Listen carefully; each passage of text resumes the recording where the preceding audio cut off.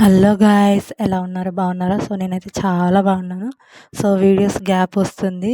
So కొంచెం అర్థం చేసుకోండి. సో ఈరోజైతే మంచి హెల్తీ రెసిపీతోటైతే మేము ముందుకు వచ్చాను. సో డ్రై ఫ్రూట్ లడ్డు చేస్తున్నాను. సో ప్రాపర్గా డ్రై ఫ్రూట్ లడ్డు చేయడానికి అన్ని ఇంగ్రీడియంట్స్ ఉండాలని అవసరం లేదు. సో మనం దగ్గర ఉన్న వాటితోనే చేసుకోవచ్చు.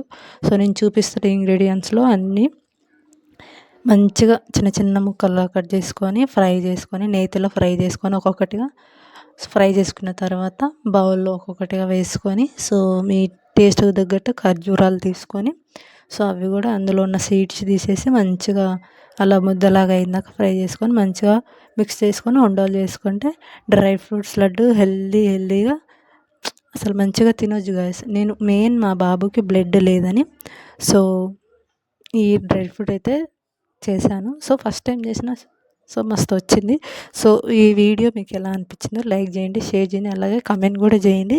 సో కిడ్స్ ఉన్న వాళ్ళకైతే సో షేర్ చేయండి. ఎందుకంటే ఇప్పుడు ఆన్లైన్లో కేజీ డ్రై ఫ్రూట్ లడ్డు కొనాలంటే సో ఆస్తులు అమ్ముకోవాల్సి వస్తుంది.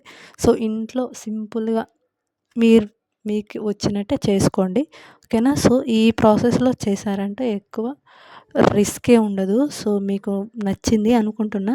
సో నచ్చిన వాళ్ళు కామెంట్ చేయండి. సో ఇంకా మీకు డీటెయిల్గా అర్థమయ్యేటట్టు కావాలంటే వీడియో కూడా చేసి పెడతాను. సో ప్లీజ్ సబ్స్క్రైబ్, ఓకేనా? సో ఈ వీడియో మీకు ఎలా అనిపించిందో కూడా నాకు కామెంట్ చేసి చెప్పండి. సో నేను చేసిన క్వాంటిటీకి 7 లడ్డులు అయితే వచ్చినాయి.